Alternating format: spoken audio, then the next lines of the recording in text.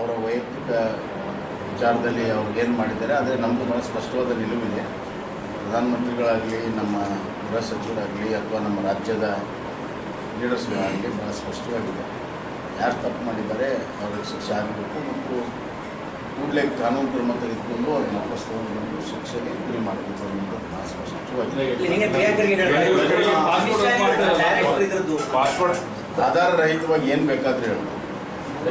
ಈಗ ನೀವು ಒಂದು ಕಡೆ ಆಡಿಯೋ ಇದೆ, ಯಾರ್ಯಾರು ಶಾಮೀಲಾಗಿದ್ದಾರೆ ಅಂತ ನೀವೇ ನಿರ್ಧರಿಸಿದ್ದು, ಅದಕ್ಕೇನು ಹೇಳ್ತಾರೆ? ಪಾಸ್ಪೋರ್ಟ್ ರದ್ದು ಮಾಡೋದಕ್ಕೆ ಈಗ ಪ್ರಕ್ರಿಯೆ ಈಗ ಪ್ರಾರಂಭ ಮಾಡಿದ್ದಾರೆ. ಅವ್ರನ್ನ ಅಲ್ಲಿ ಅರೆಸ್ಟ್ ಮಾಡೋಕ್ಕಾಗಲಿ, ರೆಡ್ ಕಾರ್ನರ್ ಬ್ಲೂ ಕಾರ್ನರ್ ಮಾಡೋಕ್ಕಾಗಲಿ court warrant is very important. ಎಷ್ಟು ದಿವಸ ತೊಗೊಂಡಿದ್ರು ಕೋರ್ಟ್ ವಾರಂಟ್ ಮಾಡೋದು? ಕಾನೂನಲ್ಲಿ ಎಲ್ಲದಕ್ಕೂ ಪ್ರಕ್ರಿಯೆ ಇದೆ. ಆ ಪ್ರಕ್ರಿಯೆ ಫಾಲೋ ಮಾಡೋದು ಆ ಮೇನ್ ಕಲ್ಪ್ರಿಟಿನ್ ಬಿಟ್ಟು ಮಿಕ್ಕಿದೆಲ್ಲ ಪ್ರಯತ್ನಗಳನ್ನ ಮಾಡ್ತಾ ಇದ್ರು. ಪ್ರೊಟೆಕ್ಷನ್ ಮಾಡ್ತಾ ಇದೆ ಸೆಂಟ್ರಲ್. ರಾಜ್ಯ ನಾಯಕರು ಯಾರು ಪತ್ರ ಬರೀತಾ ಇಲ್ಲ, ಕೇಂದ್ರದ ಮೇಲೆ ಒತ್ತಡ ಆಗ್ತಾ ಇಲ್ಲ. ಬಿಜೆಪಿ ನಾಯಕರು ಪತ್ರ ಬರೆದಲ್ರಿ, ಕೋರ್ಟ್ನಿಂದ ವಾರಂಟ್ ಇಶ್ಯೂ ಆದ್ರೆ ತಾನೇ ಆಗೋದು. ಪತ್ರ ಬರೆಯುವಂಥದ್ದು ರಾಜಕೀಯ ತೋರಿಕೆಗಾಗಿ ಪತ್ರ. ಈಗ ಕೋರ್ಟ್ ಮೊನ್ನೆ ಏನು ಕೋರ್ಟ್ ವಾರಂಟ್ ಇಶ್ಯೂ ಆಯಿತು, ಈಗ ಅಲ್ಲಿ ನಿಜವಾದಂಥ ಕಾನೂನು ಪ್ರಕ್ರಿಯೆ ಅದು ಪ್ರಾರಂಭ. ಅಲ್ಲ, ಅಮಿತ್ ಶಾ ಅವ್ರಿಗೆ ಮೊದಲೇ ಗೊತ್ತಿತ್ತಿದ್ದು, ಆದರೂ ಪ್ರೊಟೆಕ್ಷನ್ ಮಾಡ್ತಾ ಇದ್ದಾರೆ ನೋಡಿ. ಅದು ಸುಮ್ಮನೆ ಆಧಾರ ರೈತವಾಗಿ ಏನಾದರೂ ಹೇಳ್ಬೋದು.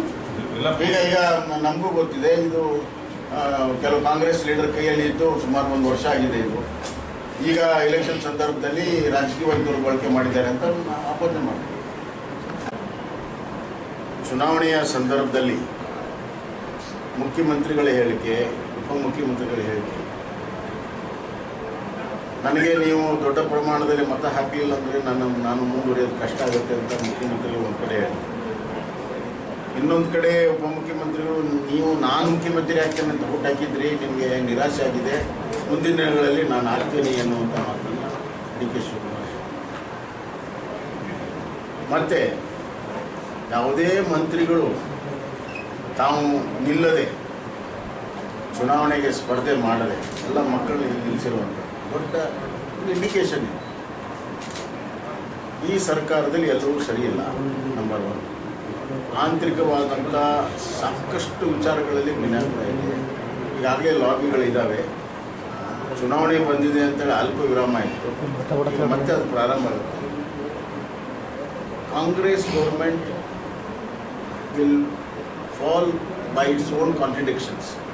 ಅವರಲ್ಲಿರುವಂಥ ಭಿನ್ನಾಭಿಪ್ರಾಯಗಳಿಂದನೇ ಅದು ಬೀಳುವಂಥ ಸಾಧ್ಯತೆಗಳಿದೆ. ಎಲ್ಲಕ್ಕಿಂತ ಹೆಚ್ಚಾಗಿ ಪ್ರಧಾನಮಂತ್ರಿ ನರೇಂದ್ರ ಮೋದಿಯವರು 3ನೇ ಬಾರಿ ಆಗೋದು ನಿಶ್ಚಿತ.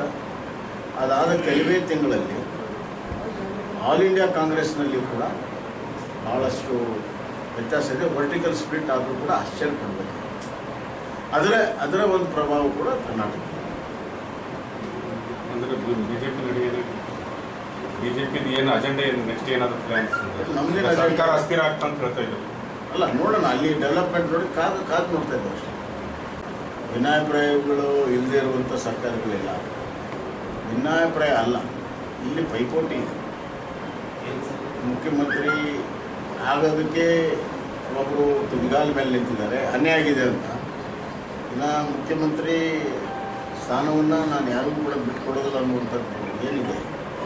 ಈ ವ್ಯಕ್ತಿತ್ವಗಳ ಪೈಪೋಟಿ ಬಹಳಷ್ಟು ಸಂದರ್ಭಗಳಲ್ಲಿ ರಾಜಕೀಯವಾಗಿ ದೊಡ್ಡ ಪರಿಣಾಮಗಳನ್ನು ತಂದುಕೊಟ್ಟಿದೆ. ನಮ್ಮ ಕರ್ನಾಟಕ ಇತಿಹಾಸ ಅಂತ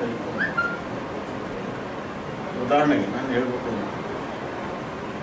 ಮತ್ತು ಮೇಲ್ಮಟ್ಟದಲ್ಲಿರುವಂಥ ಭಿನ್ನಾಭಿಪ್ರಾಯಗಳ ಕರಿಚಾಯ ಕೂಡ ಇಲ್ಲಿ ಬಿಡ್ತೀವಿ.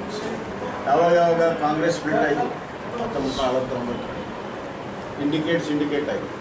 ವೀರೇಂದ್ರ ಪಾಂಡ್ರ ಮುಖ್ಯಮಂತ್ರಿ, ರಾತ್ರೋರಾತ್ರಿ ಬದಲಾವಣೆ ಆಯಿತು. ಅವರು ತಮ್ಮ ಸ್ಥಾನಕ್ಕೆ ರಾಜೀನಾಮೆ ಕೊಡಬೇಕಾಯಿತು, ರಾಷ್ಟ್ರಪತಿ ಆಳ್ತಾರೆ. ಮುಂದೆ ದೇವರಾಜ್ ಅರಸ್ ಅವರು ಮುಖ್ಯಮಂತ್ರಿ ಇದ್ದಾರೆ. ಮತ್ತೆ ಕಾಂಗ್ರೆಸ್ ಸ್ಪ್ಲಿಟ್ ಆಯಿತು.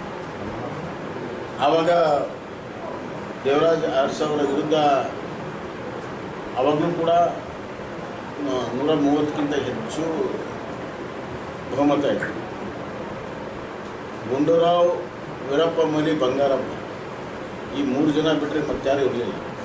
ಆದರೆ ರಾತ್ರೋರಾತ್ರಿ ದೊಡ್ಡ ಪ್ರಮಾಣದಲ್ಲಿ ಬದಲಾವಣೆಯಾಗಿ ಸರ್ಕಾರ ಬಿದ್ದೋಯ್ತು. ಗುಂಡೂರಾವ್ ಮುಖ್ಯಮಂತ್ರಿ ಆದ. ಮುಂದೆ ಬಂಗಾರಪ್ಪ ಮುಖ್ಯಮಂತ್ರಿ ಆಗಿದ್ದು, ವೀರಪ್ಪ ಮೊಯ್ಲಿ ಮಂತ್ರಿ ಆಗಿದ್ದು ತಮಗೆಲ್ಲ ಗೊತ್ತಿದೆ ಅಂತ ನಾನು ಭಾವಿಸ್ತೀನಿ. ಹೀಗಾಗಿ ನಂಬರ್ ಇಂಪಾರ್ಟೆಂಟ್ ಅಲ್ಲ, ಪೊಲಿಟಿಕಲ್ ಡೆವಲಪ್ಮೆಂಟ್ ವಿನಾಪ್ಗಿಂತ ದೊಡ್ಡದಾಗಿರುವಂಥ ಪೊಲಿಟಿಕಲ್ ರಾಜಕೀಯ ಮಹತ್ವಾಕಾಂಕ್ಷೆ ರಾಜಕೀಯವಾಗಿ ಬಹಳ ದೊಡ್ಡ ದೂರಗಾಮಿ ಪರಿಣಾಮವನ್ನು ರಾಜಕೀಯವಾಗಿ ಕೇಳಿ ಬರ್ತಾ ಇದೆ. 4 ಜನ ಸಚಿವರು, ಕೆಲವು ಶಾಸಕರು ಕೇಂದ್ರ ನಾಯಕರ ಜೊತೆ ಮಾತಾಡ್ತಂತೆ ನಡೆಸ್ತಾ ಇದ್ದಾರೆ ಬಿಜೆಪಿ ಜೊತೆ. ಒಂದ್ ಕಡೆ ಮಹಾರಾಷ್ಟ್ರ ಸಿಎಂನು ಹೇಳಿದ್ದಾರೆ ಏಕನಾಥ್ ಶಿಂದೆ ಅವರು. ಅಲ್ಲ, ನಾನು ಬೇರೆಯವರ ಹೇಳಿಕೆ ಬಗ್ಗೆ ನಾನು ಪ್ರತಿಕ್ರಿಯೆ ರಾಜಕೀಯವಾದ ಚರ್ಚೆ ನಡೀತಾ ಇದೆ. ಅದ್ರ ಬಗ್ಗೆ ನನಗೇನು ಅಷ್ಟು ಮಾಹಿತಿ ಇಲ್ಲ, ಮತ್ತು ನನಗೆ ಅದನ್ನು ಪ್ರತಿಕ್ರಿಯೆ ಕೊಡೋಕ್ಕೆ ಸಾಧ್ಯ ಇಲ್ಲ. ಆದರೆ ರಾಜಕೀಯ ವಿಶ್ಲೇಷಣೆ ಮಾತ್ರ ಈ ಥರ ಇರುವಂಥದ್ದು ಬಹಳ ಜನಕ್ಕೆ ಇದು ಗೊತ್ತಿರುವಂಥದ್ದು. ಇಲ್ಲ, ಜೂನ್ 4ರ ನಂತರ ಕೇಂದ್ರದ ಜೊತೆಗೆ ಸಂಘರ್ಷ ಮಾಡೋದಕ್ಕೆ ಭೀಕರ ಬರಗಾಲ ಆಯಿತು ಸುಮಾರು 10 ತಿಂಗಳಿಂದ. ಇಂದು ಕೂಡ ಬರಗಾಲ ಇದ್ದಾಗ ರಾಜ್ಯ ಸರ್ಕಾರ ತನ್ನ ಪಕ್ಷದಿಂದ ಖರ್ಚು ಮಾಡಿ ಆಮೇಲೆ ಕೇಂದ್ರ ಸರ್ಕಾರದಿಂದ ಪಡ್ಕೊಂಡು UPA ಸರ್ಕಾರ ಇದ್ದಾಗ 1 ವರ್ಷದ ನಂತರ ಕೊಟ್ಟಿರುವಂಥ ಉದಾಹರಣೆಗಳಿವೆ. ಇವರು ತಮ್ಮ ಪಕ್ಷದಿಂದ ಒಂದು ನಯಾ ಪೈಸೆನೂ ಕೂಡ ಖರ್ಚು ಮಾಡಲಿಲ್ಲ. ಕುಡಿಯೋ ನೀರು ಖರ್ಚು ಮಾಡಲಿಲ್ಲ. ಮಾತೆತ್ತಿದರೆ DC ಕಡೆ 200 ಕೋಟಿ ಇದೆ, 230 ಕೋಟಿ ಇದೆ ಅಂತ ಹೇಳ್ತಾರೆ. ಕುಡಿಯೋ ನೀರಿಗೆ ಖರ್ಚು ಮಾಡಲಿಲ್ಲ. ದನಕರುಗಳಿಗೆ ಕುಡಿಯೋ ನೀರಿನ ಸಮಸ್ಯೆ ಆಯಿತು. ರಾಯಚೂರು ಜಿಲ್ಲೆಯಲ್ಲಿ ದನಕರುಗಳನ್ನು ಅರ್ಧ ರೇಟಿಗೆ ಮಾರುವಂಥ ಪರಿಸ್ಥಿತಿ ಬಂತು. ಚೆನ್ನಾಗಿ ಗೋಳೆ ಹೋಗ್ತಾ ಇದ್ದಾರೆ. ಯಾವ ಕ್ರಮಗಳನ್ನು ತೆಗೆದುಕೊಂಡಿಲ್ಲ.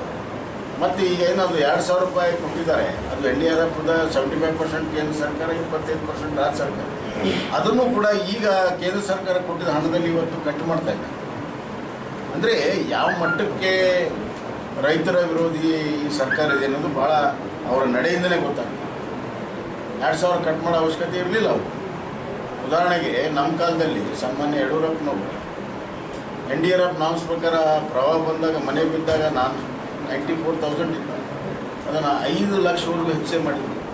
ರಾಜ್ಯ ಸರ್ಕಾರ ಪಕ್ಷದಿಂದ ಕೊಟ್ಟು ನನ್ನ ಕಾಲದಲ್ಲಿ ಪ್ರವಾಹ ಆದಂಥ ಸಂದರ್ಭದಲ್ಲಿ NDRF ನಾಮ್ಸನ್ನು 2 ಪಟ್ಟು ಕೊಟ್ಟೆ. ನಾನು 13,600 ರೂಪಾಯಿ ಕೊಟ್ಟೆ. ನಾನು 6,500 ರೂಪಾಯಿ ಇತ್ತು ಕೇಂದ್ರ ಸರ್ಕಾರ ಒಣ ಬೇಸಾಯ ಇತ್ತು. ನೀರಾವರಿಗೆ ಅವರು 13,000 ಕೊಟ್ಟರೆ ನಾವು 25,000 ಕೊಟ್ಟರು, ಡಬಲ್ ಕೊಟ್ವಿ. ಆದರೆ ಇವರು ಕೊಟ್ಟಿದ್ದನ್ನು ಕೂಡ ಮತ್ತೆ ವಾಪಸ್ ತಗೊಳ್ತಾ ಇದ್ದಾರೆ. ಶಾಸಕರಿಗೂ ಸರಿಯಾಗಿ ಅನುದಾನನೂ ಬರ್ತಾ ಇಲ್ಲ. 1 ವರ್ಷ ಆಯಿತು ಸರ್ಕಾರ. ಶಾಸಕರ ಅನುದಾನ ಅಂತೂ ಅದು ಮರೀಚಿಕೆ ಆಗಿದೆ. ಮೊದಲೆಲ್ಲ ಏನು ಹೇಳ್ತಿದ್ರು, ಪ್ರಾರಂಭದಲ್ಲಿ 2 ಕೋಟಿ ರೂಪಾಯಿ ನೀವು ಪ್ರೋಗ್ರಾಮ್ಸ್ ಕೊಟ್ಬಿಡ್ರಿ, ಕೆಲಸ ಪ್ರಾರಂಭ ಆಗಲಿ, ಆಮೇಲೆ ದುಡ್ಡು ರಿಲೀಸ್ ಆಗುತ್ತೆ. ಈ DCಗಳು ಹೇಳ್ತಾರೆ ಇಲ್ಲ ಬರೀ 35 ಲಕ್ಷನೇ ಕೊಡಬೇಕು, ಮುಂದಿನ ಏನು ಗ್ಯಾರಂಟಿ ಇಲ್ಲ. ಸರ್, ಈಗ ರೇವ್ ಪಾರ್ಟಿ ಮೂಲಕ ಬೆಂಗಳೂರು ಮತ್ತೆ ಗಾಂಜಾ ಡ್ರಗ್ ಮಾಫಿಯಾ ಎಲ್ಲ ಸಪ್ಲೈ ಆಗ್ತಾ ಇರುವಂಥದ್ದು ಸಾಕಷ್ಟು ಜನ ನೋಡಿ. ರಾಜ್ಯದಲ್ಲಿ ಬಹಳ ದುರ್ದೈವ, ಕಾನೂನು ಸುವ್ಯವಸ್ಥೆ ಸಂಪೂರ್ಣವಾಗಿ ಹದಗೆಟ್ಟಿದೆ. ಅದಕ್ಕೆ ಕಾರಣ ಏನು ಸಮಾಜಘಾತಕ ಶಕ್ತಿಗಳಿದ್ದಾವೆ. ಅದು ಗಾಂಜಾ ಮಾರಾಟಗಾರರು ಇರ್ಬೋದು, ಕ್ಲಬ್ ನಡೆಸೋರು ಇರ್ಬೋದು, ಎಲ್ಲ ಕಾನೂನು ಬಾಹಿರ ಚಟುವಟಿಕೆ ಮಾಡೋರಿಗೆ ಇವತ್ತು ಪೊಲೀಸ್ ಸ್ಟೇಷನ್ ರಾಜಮರ್ಯಾದೆ ಸಿಗುತ್ತೆ. ಅವರಿಗೆ ಕಾನೂನು ಭಯ ಇಲ್ಲ, ಪೊಲೀಸರ ಭಯನೂ ಕೂಡ ಇಲ್ಲ. ಏನಾದರೂ ಅಪರಾಧ ಆದರೆ ರಾಜಕೀಯವಾಗಿ ನಮಗೆ ಬೆಂಬಲ ಇದೆ ಅನ್ನುವಂಥ ಒಂದು ದೊಡ್ಡ ಧೈರ್ಯ ಇವತ್ತು ಸಮಾಜಘಾತ ಶಕ್ತಿಗಳಿಗೆ ಬಂದಿದೆ. ಹೀಗಾಗಿ ಇವತ್ತು ಕೊಲೆ, ಸುಲಿಗೆ, ಮಾಸ್ ಮರ್ಡರ್ಸು ಯಾವುದೇ ಭಯದಿಂದ ಇವತ್ತು ನಡೀತಾ ಇದೆ. ಎಷ್ಟರ ಮಟ್ಟಿಗೆ ಅಂತಂದರೆ ನೋಡಿ, ಕ್ಯಾಂಪಸ್ಸಲ್ಲಿ ಓಪನ್ ಆಗಿ ಕೊಲೆ ಮಾಡ್ತಾರೆ, ಮನೆ ಹೋಗಿ ಕೊಲೆ ಮಾಡ್ತಾರೆ, ರುಂಡ ತಗೊಂಡು ಹೋಗ್ತಾರೆ. ಇದು ಇವತ್ತಿಂದಲ್ಲ, ನಿರಂತರವಾಗಿ ನಡೀತಾ ಇರುವಂಥದ್ದು. ಇನ್ನು ಡ್ರಗ್ಸ್ ಬಗ್ಗೆ ನಿರಂತರವಾದ ಕಾರ್ಯಾಚರಣೆ ಮಾಡಬೇಕಾಗುತ್ತೆ. ಡ್ರಗ್ ಲಾಬಿ ಯಾವಾಗಲೂ ಕೂಡ ಅವರು ನಿರಂತರವಾಗಿ ತಮ್ಮ ಪ್ರಯತ್ನಗಳಿರ್ತವೆ. ಎಲ್ಲಿವರೆಗೂ ಆ್ಯಂಟಿ ಡ್ರಗ್ ಡ್ರೈವ್ ನಿರಂತರವಾಗಿ ನಡೆಯೋದಿಲ್ವೋ ಅಲ್ಲಿವರೆಗೂ ಕಂಟ್ರೋಲ್ ಮಾಡೋಕ್ಕೆ ಸಾಧ್ಯ ಇಲ್ಲ. ಆ ಆ್ಯಂಟಿ ಡ್ರೈವನ್ನು ಮಾಡೋದು ನಿಲ್ಲಿಸ್ಬಿಟ್ಟಿದೆ. ಇವತ್ತು ಕೇವಲ ಬೆಂಗಳೂರಿಗೆ ಸೀಮಿತ ಆಗಿಲ್ಲ. ಬೆಂಗಳೂರು, ಮಂಗಳೂರು, ಮಣಿಪಾಲು, ಮೈಸೂರು, ಹುಬ್ಬಳ್ಳಿ, ಧಾರವಾಡ ಎಲ್ಲ ಪ್ರಮುಖ ನಗರಗಳಲ್ಲಿ ಮತ್ತು ಪ್ರಮುಖ ನಗರದ ಪಕ್ಕದಲ್ಲಿರುವಂಥ ಗ್ರಾಮಗಳಿಗೆ ಇವತ್ತು ಡ್ರಗ್ ತಳಮಟ್ಟಕ್ಕೆ ಬಂದಿದೆ.